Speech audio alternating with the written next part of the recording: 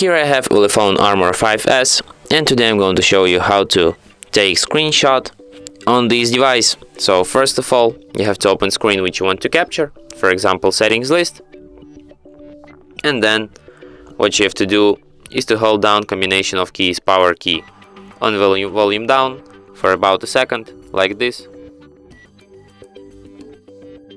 and that's how you take screenshot.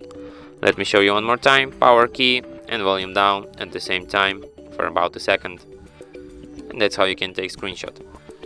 You can find your screenshot in gallery here at the screenshots album, and from here you can share, edit or delete your screenshots.